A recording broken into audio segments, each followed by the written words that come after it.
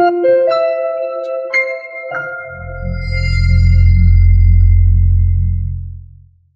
What's up guys, Sachin Satam here और स्वागत है आपका की ट्यूटोरियल में।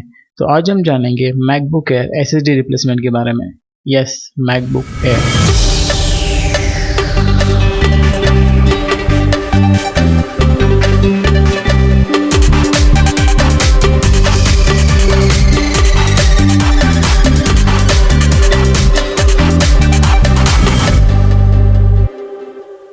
तो ये है MacBook air mid 2012 world thinnest laptop. बाहर से लैपटॉप जितना स्लिम किया हुआ है, अंदर से उसके कंपोनेंट्स भी काफ़ी छोटे और बहुत डेलिकेटेड है। लेकिन इसको ओपन करने के लिए आपको किसी भी तरह की तकलीफ नहीं आती, बस स्क्रू ओपन करने, बैक पैनल ओपन करना है और बस हो गया।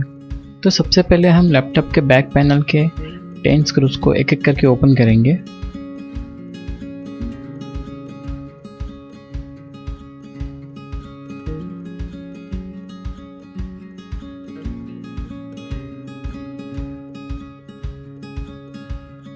और हल्के से अपने तरफ पुश करेंगे।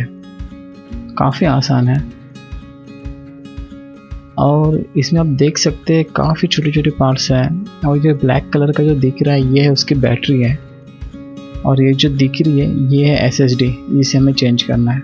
और ये है बैटरी कनेक्टर जो मदरबोर्ड से कनेक्टेड है। सबसे पहले हम इसको डिस्कनेक्ट करेंगे ताकि मदरबोर्ड में किसी तरह का पावर सप्लाई ना हो। और ये है एसएसडी स्क्रू। तो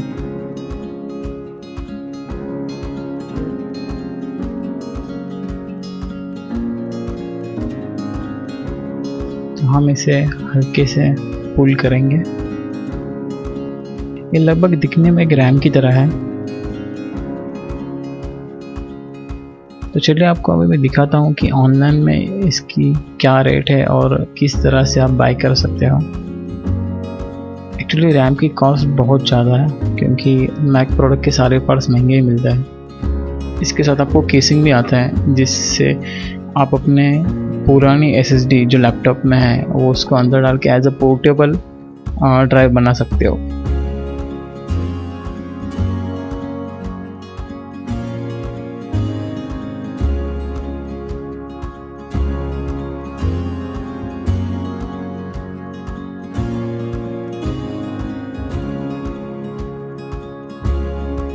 तो ये वही है एसएसडी है। मान लीजिए आपने नई एसएसडी लगाई है तो ली है, तो इसे हम जैसे निकाले थे उस तरह से वापस कनेक्ट करेंगे।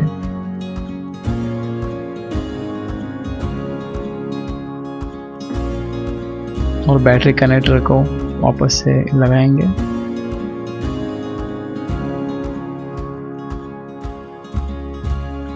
Same reverse process. यहाँ के 2 स्क्रू बाकी 8 स्क्रू से बड़े हैं।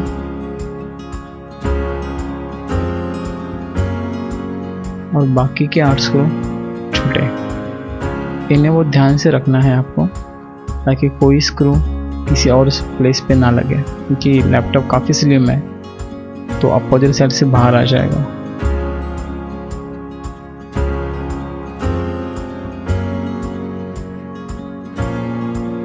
Mission success.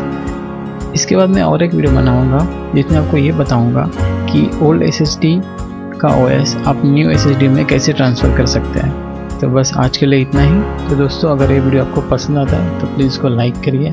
और ये मेरा चैनल नया है तो ऐसे ही वीडियोस को देखने के लिए आप मेरे चैनल को सब्सक्राइब कीजिए और नोटिफिकेशन पर क्लिक करना ना भूलिएगा, जिससे मेरे नए आने वाले वीडियोज़ के अपडेट आपको मिलते रहेंगे।